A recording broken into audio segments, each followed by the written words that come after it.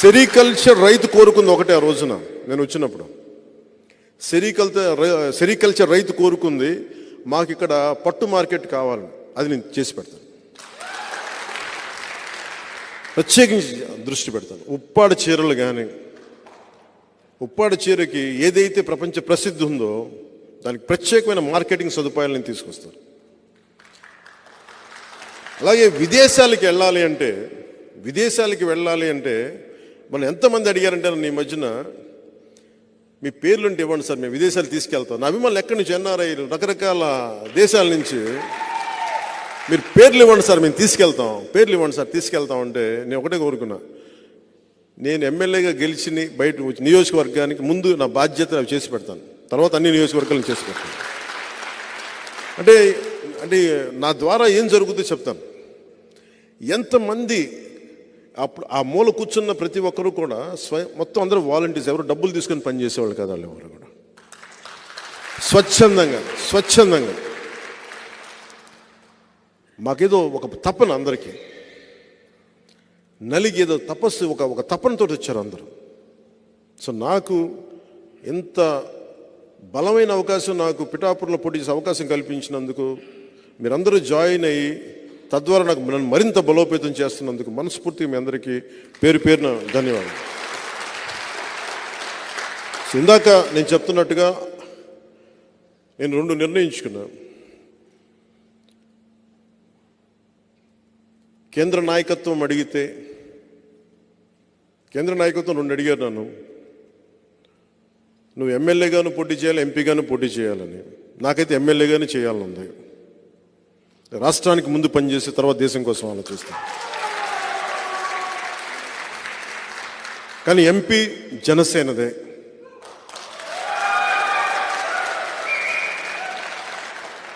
ఉదయ్ నా కోసం ఇంత త్యాగం చేశాడు కాబట్టి ఉదయ్ని ఎంపీ క్యాండిడేట్గా పంపిస్తాను.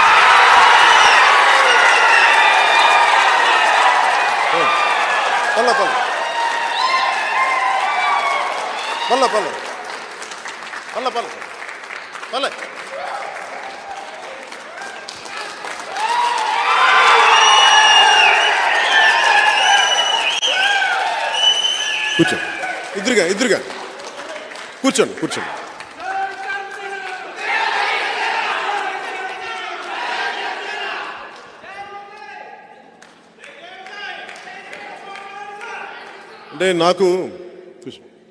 అంటే నాతోటి నన్ను వద్దనుకొని వెళ్ళిపోయిన వాళ్ళు తప్ప నేను ఎవరిని వద్దనుకోలేదు జీవితంలో ఇప్పుడు దాకా. ఒకసారి నా స్నేహం, నా ప్రేమ చూసిన తర్వాత నన్ను ఎవరికి వదలబోతే, మా మహేందర్ రెడ్డి గారు మన జనసేన పార్టీ వైస్ ప్రెసిడెంట్ అయినా, నేను పిఆర్పి నుంచి యూత్ వింగ్లో ఉండి ఆ రోజు నుంచి ఈ రోజు దాకా నేను ఓడిపోయినా, ఏమైనా, కింద పడ్డా, మీద పడ్డా, నా పక్కన ఉండిపోయాను.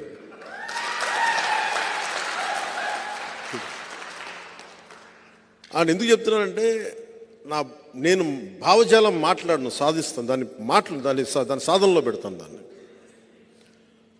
సో ఇది కాకినాడ పార్లమెంటు భారీ మెజారిటీతో గెలవాలి మనం. మేము ఉదయ్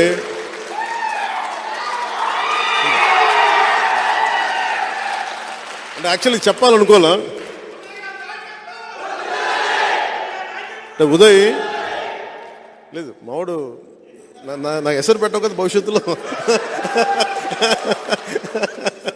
సరదాగా లేదు. నాకు ఒక బ్రదర్ లాంటి తను, తమ్ముడు లాంటి నాకు. అందుకనే కదా పవన్ కళ్యాణ్ అయ్యాడు. ఏలే, ఇది ఎందుకు చెప్తున్నానంటే, ఆయన మాట్లాడితే కూర్చొని పాపం వైసీపీ తరపున ఎంపీ, ఆయన కూడా నాకు బాగా తెలుసు, సునీల్ గారు,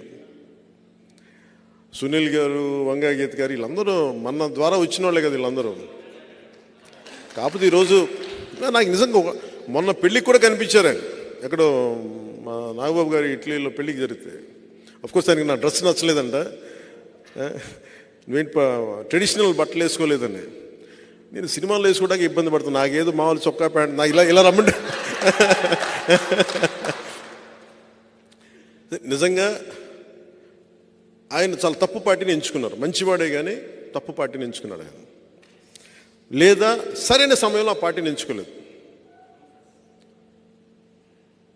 ఈ రోజున వైసీపీ ఎందుకు సుస్థిరత ఇవ్వలేదంటే, వైసీపీ వాళ్ళకి మనసులో లేదు. వాళ్ళకి నిజంగా సుస్థిరత ఇద్దాం అనుకున్నాడు. మీరందరూ చాలామంది వైసీపీ నుంచి కూడా వచ్చారు. ఇప్పుడు నేను నా క్యాడర్ని నేను రక్షించుకుంటాను, నేను వదలను నా క్యాడర్ని. మా కొట్టే సాయిని శ్రీకాళహస్తిలో ఒక చెంపదెబ్బ పడితే నేను మొత్తం ఢిల్లీకి వెళ్తున్నాను ఆపేసి అటు శ్రీకాళహస్తిలో దిగి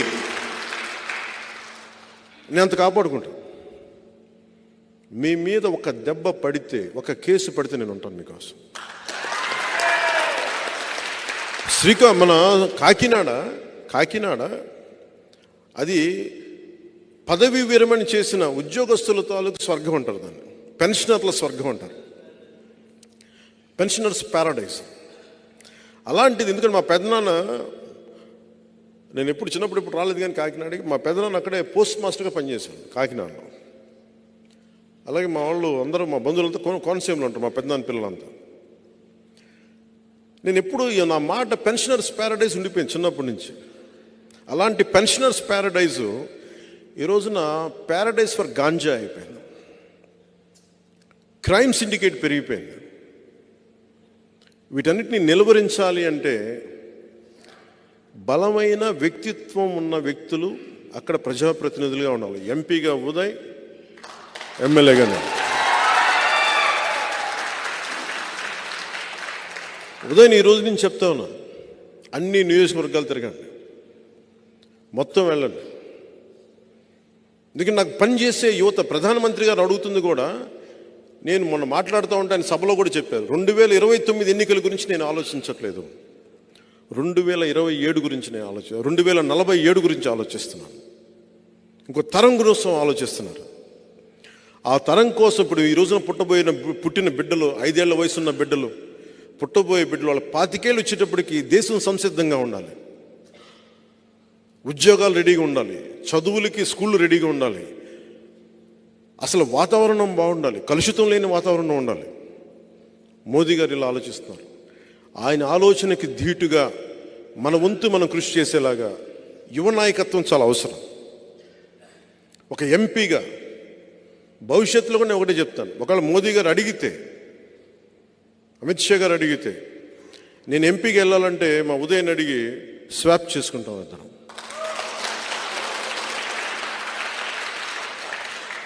ఈ రోజున మీకు అందరికీ ఇది మాట ఇస్తున్నాను, పిఠాపురం ఎమ్మెల్యేగా నేను పోటీ చేస్తున్నాను, కాకినాడ ఎంపీగా ఉదయ్ గారు పోటీ చేయబోతున్నారు. మా ఇద్దరిని, ఎందుకంటే ఇది గీటురాయి ఎన్నికలు. నిజంగా దశాబ్దం తర్వాత నేను నోరు తెరిచి అడుగుతున్నాను, ఓట్లు వేయమండి, ఓట్లు వేయండి, నాకు నేను హక్కు సంపాదించుకున్నాను. 2019లో కూడా నేను చాలా ధాటిగా ధీటుగా అడగలేదు ఓటేయండి, ఎందుకంటే నాకు మనసు చెప్తా ఉంది ఇంకా నువ్వు పని చేయి.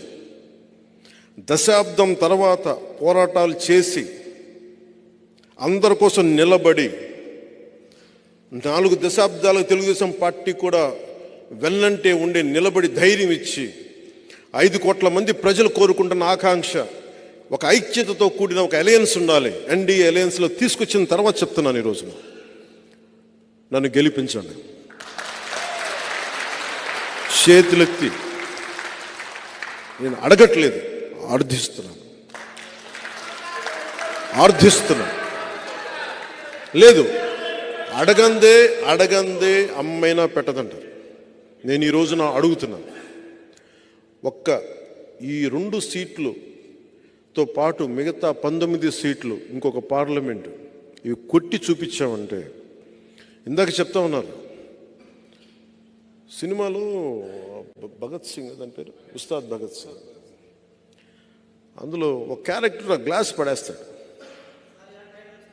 ఈరోజు వచ్చింది కదా, గ్లాసు పడి ముక్కలు అయిపోద్ది. షూటింగ్ చేస్తున్నప్పుడు అడిగా ఎందుకు రాసామంటే, లేదు మీరు అందరు మీ మీద మీరు ఓడిపోయారు అంటే ఒకటే చెప్పాను నేను. గాజుకున్న లక్షణం ఏంటంటే పగిలే కొద్దీ పదుని కొద్దీ. నాకు బేసిక్గా సినిమాలు ఇలాంటి డైలాగ్ చెప్పడం నాకు ఇష్టం ఉండదు. బట్ మా హరిశంకర్ బాధపడలేక చెప్పాను, మీకు తెలియదండి, మా లాంటి వాళ్ళందరూ మేము కోరుకుంటాం, మీరు తగ్గితే మాకు ఇష్టం ఉండదు. సో మా వాడి మా హరిశంకర్ బాధ భరించలేక నేను మాట్లాడాను. ఎందుకు చెప్తున్నానంటే, అనుభవం కానిదే నేను ఎందుకు నలిగి ఈ రోజున ఎందుకు ఇంత బలంగా అడుగుతున్నాను ఓట్లు అంటే, ఒక దశాబ్దం అధికారం లేకుండా ఓడిపోయి పార్టీ నడిపిన వాడిని చిన్నపాటి విజయం, ఒక 21 సీట్లు, 2 ఎంపీలు కనుక మనం కొట్టి చూపించామంటే భారతదేశం ఆంధ్ర వైపు చూసేలా చేస్తాను.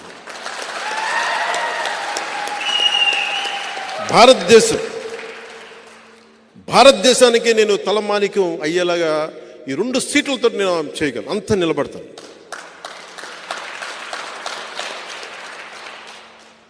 ఈ రోజున మనం లేకపోతే ఈ పొత్తు కూడా ఉండలేని పరిస్థితి. అంత కన్విన్స్ చేశాను జాతీయ స్థాయి నాయకులందరినీ, అంత నిలబడ్డాను, మాట్లాడాను, 2 చేతులైతే నమస్కారం పెట్టి పరిస్థితులు వివరించాను. ఎమ్మెల్యే ఓడిపోయాను, అది కూడా చెప్తున్నాను మీకు. ఓడిపోయి కూడా నాకు ఇష్టం నా నేల. మన బిడ్డని, మన నేల తల్లిని మనం కాపాడుకోకపోతే ఎవరు కాపాడుకుంటారు? ఉప్పాడలో సముద్ర కోతకి గురయ్యి ఇల్లు లోపలికి వెళ్ళిపోతుంటే ఆ బాధ వాళ్ళకి తెలుసు. ఒక వాడ బలిజల బాధ నాకు తెలుసు.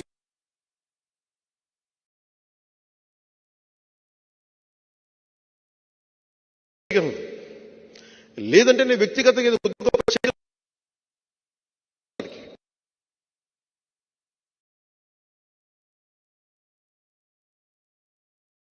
ఉన్నాయి. ఇసుకంతా మనది, ఇసుక చేశారు. జగన్ రెడ్డి గారికి ఇంకా అంతులేదైన వ్యాపారాలకి అండ్ డబ్బులకి. అన్నీ అర్థం చేసుకోగలను. నిజమైన అభివృద్ధి నేను అనేది గుడ్డిగా కూడా ఓటు వేయకండి అంటున్నాను. మీరు అన్నీ ఆలోచించుకోండి, ప్రజలకు తెలియచేయండి. నేను ఎవరిని దెబ్బతీయడానికైతే నేను రావట్లా, నిలబడటానికి వస్తున్నాను. ఆ క్రమంలో నన్ను శత్రువుగా పరిగణిస్తే ఇంకా నా తప్పక యుద్ధం చేయటమే నాకు, అంతే. కానీ యుద్ధం చేశానంటే మటుకు వెనకెళ్ళను. సొంత రక్తాన్ని కూడా ఎదురు చూడండి, అంత ఎదురు వచ్చేస్తాను. అందుకని ప్రత్యేకించి ఈ రోజున నేను నా అభ్యర్థనగా తీసుకెళ్ళాను. పిఠాపురం సీటు కొట్టి చూపించాలి, 20 సీటు ఎమ్మెల్యే సీట్లు కొట్టి చూపించాలి, కాకినాడ ఎంపీ సీటు కొట్టి చూపించాలి, బందర్ సీటు కొట్టి చూపించాలి. మూలాలు ఇక్కడే ఉన్నాయి. ఇక్కడి నుంచి పిఠాపురం నుంచి మొదలు పెడతాం, అన్నీ జయించుకుంటూ వెళ్తాం.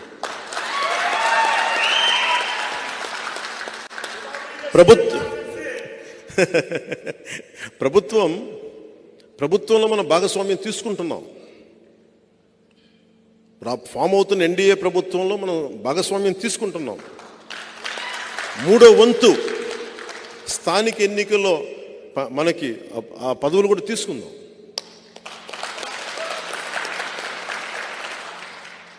నేను 10 మంది బాగుపడాలని కోరుకునేవాడిని. ఆ స్థానికంగా ఉండే కాంట్రాక్టులు కానీ అన్నీ కూడా నిజంగా కష్టపడే వాళ్ళకి వెళ్ళాలని నేను కోరుకుంటాను. ఆ వంతు నేను కృషి చేస్తాను. పార్టీ కోసం పనిచేసిన వాళ్ళకి నిజంగా వెళ్ళాలి. స్థానికంగా ఉండే వ్యాపారస్తులకు కానీ లీడర్స్కి కానీ ఖచ్చితంగా దాన్ని దృష్టిలో పెట్టుకొని నేను చేస్తాను. సో మనస్ఫూర్తిగా మీ అందరికీ పేరుపైన మీ అందరికీ ధన్యవాదాలు తెలుపుకుంటూ, ఉదయం ఒకటే అడుగుతున్నా, ఈ రోజున ఎంపీగా నువ్వు గెలిచి చూపించాలి. నువ్వు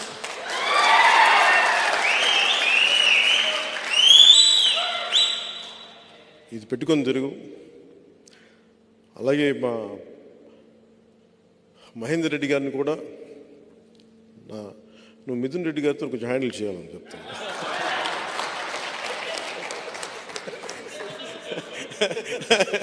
సరదా చెప్పు, మనందరం ఒకటే అని చెప్పు. మన కులాలు లేవు, మనందరం ఒకటే మనుషులం. మనం జాషువా విశ్వనరులం. మనం కులాలని అన్నిటినీ దాటి మనం పనిచేస్తాం. మనం మతాలని ప్రాంతాలని దాటి దేశాభివృద్ధి, సమాజాభివృద్ధి, మన పిఠాపురం అభివృద్ధి వీటన్ని దృష్టిలో వెళ్తాను. మీ అందరికీ పేరు పేరున